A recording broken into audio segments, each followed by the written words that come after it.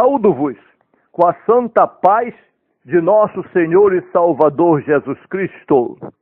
Lições da Bíblia com o pastor Sócrates Penafort Fadu. 3 grandes razões para o casamento.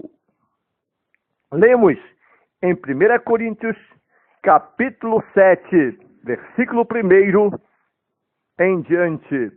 Ora, quanto às coisas que me escrevestes, bom seria que o homem não tocasse em mulher, mas por causa da prostituição, cada um tenha a sua própria mulher e cada uma tenha o seu próprio marido. O marido pague à mulher a devida benevolência e de maneira da mesma sorte a mulher ao marido. A mulher não tem poder sobre o seu próprio corpo, mas tem no o marido. E também, da mesma maneira, o marido não tem poder sobre o seu próprio corpo, mas tem no a mulher. Não vos defraudeis um ao outro, a não senão por consentimento mútuo, por algum tempo, para vos aplicardes à oração, e depois ajuntai-vos outra vez, para que Satanás não vos tente pela vossa incontinência. Digo, porém, isso como por permissão e não por mandamento, porque quereria que todos os homens fossem como eu mesmo, mas cada um tem de Deus o seu próprio dom, um de uma maneira e outro de outra. Digo, porém, aos solteiros e às viúvas que lhes é bom se ficassem como eu, mas se não podem conter-se, case-se, porque é melhor casar do que abrasar. Todavia, aos casados mando, não eu, mas o Senhor, que a mulher se não aparte do marido.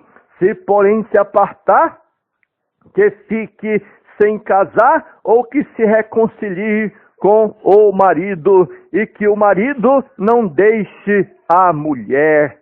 Todavia, é preciso manter uma posição, mas aos outros digo eu, não o Senhor. Se algum irmão tem mulher descrente e ela consente em habitar com ele, não a deixe.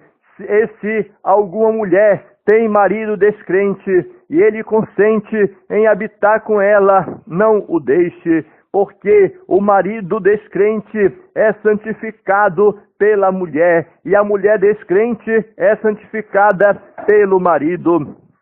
Doutra sorte, os vossos filhos seriam imundos, mas agora são santos. Mas se o descrente se apartar, aparte-se, porque neste caso o irmão ou irmã não está sujeito à servidão, mas Deus chamou-nos para a paz. Porque donde sabes, ó mulher, se salvarás teu marido, ou donde sabes, ó marido, se salvarás tua mulher? E assim cada um ande como Deus lhe repartiu, cada um como o Senhor o chamou. É o que ordeno em todas as igrejas. Portanto, é preciso manter o pensamento correto de casar, de assumir uma responsabilidade, de levar a sério o plano de Deus para o homem e a mulher. Portanto, nesse texto da Bíblia Sagrada, é revelado de forma categórica que é melhor casar do que abrasar-se, assim como as demais coisas criadas ou instituídas por Deus. O matrimônio foi instituído pelo Senhor com propósitos específicos. O nosso bondoso Deus nunca viu com bons olhos a vida solteira ou a pessoa viver solteira. O próprio salmista celebrou o desejo de Deus para os solteiros, dizendo: Deus faz de que o solteiro viva em família. Deus não fez o homem e a mulher para viverem solteiros. Não, Deus criou o homem e a mulher para se dedicarem, para se preencherem um ao outro e se completarem entre si mesmo. Dentre as várias razões para o casamento, é preciso destacar pelo menos 4 pontos fundamentais: o complemento afetivo, a perpetuação da espécie e a regularização, ou seja, o regular a atividade sexual. Quando se trata do complemento afetivo, é preciso compreender que dentre todas as coisas feitas pelo Senhor no princípio da criação, apenas uma ele achou que não era boa. Não é bom que o homem esteja só. De acordo com o famoso poeta inglês John Milton, a solidão foi a primeira coisa que os olhos de Deus declararam não ser boa. Deus quer que o homem viva em família. O homem não se completava afetivamente com a companhia dos animais, nem mesmo com a beleza do jardim do Éden. Evidentemente, Deus poderia ter feito outro homem como irmão, amigo e companheiro de Adão, mas não o fez.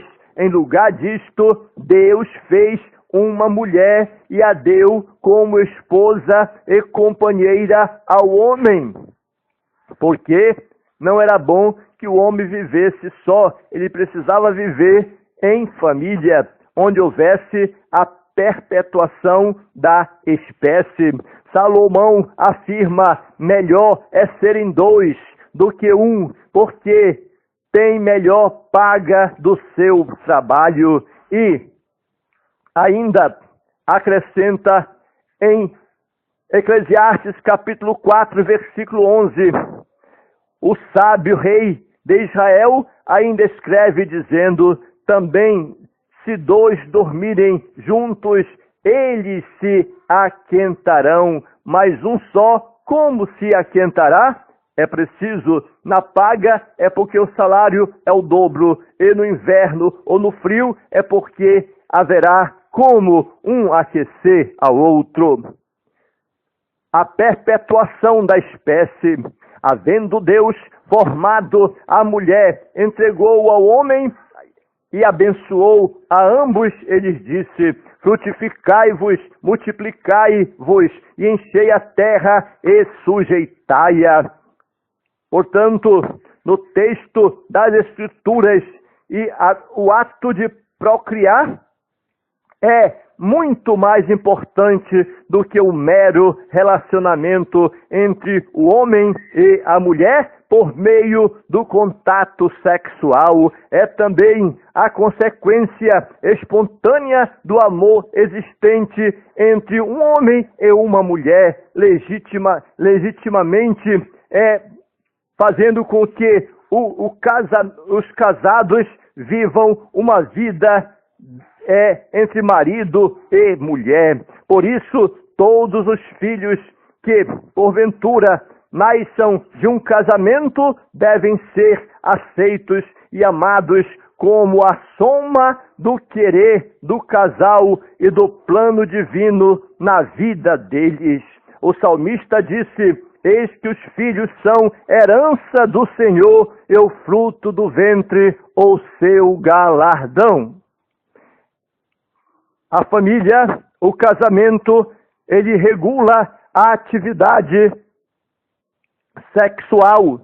Segundo a moral cristã, a atividade sexual do homem e da mulher se restringe ao casamento. Por isso, sob a influência do cristianismo, a civilização ocidental adota essa regulação restritiva da relação sexual como uma norma ética, ainda que na prática, na maioria das vezes, as pessoas sem Deus tenham esse princípio como obsoleto, portanto, ultrapassado.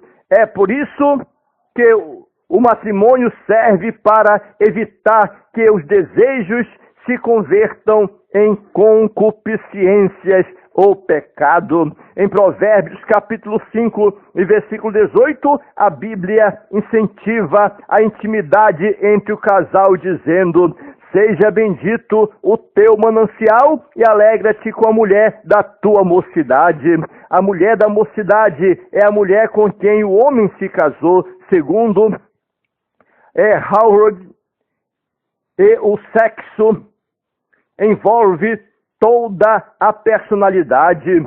Usar mal o sexo é abusar de si mesmo, tanto quanto o parceiro. Portanto, o sexo deve ser feito de forma espontânea e com alegria entre o casal e não por obrigação. Na verdade, é preciso haver amor, carinho e relacionamento, entendimento e amizade entre o casal para que cheguem a esta conclusão do ato sexual.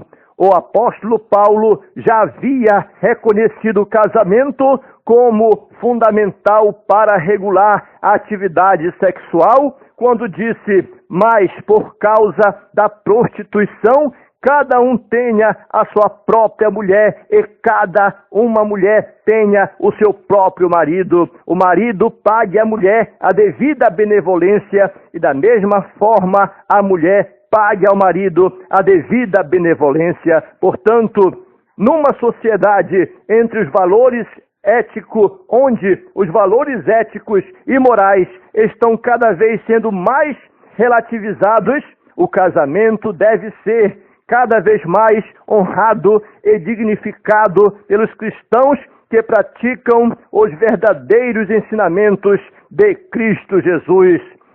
Venerado seja entre todos o matrimônio e o leito sem mácula, porém, aos que se dão à prostituição e ao adultério, Deus os julgará. Hebreus capítulo 13 e versículo 4. Portanto, é fundamental que haja felicidade, que haja correspondência, que haja casamento no meio do povo de Deus.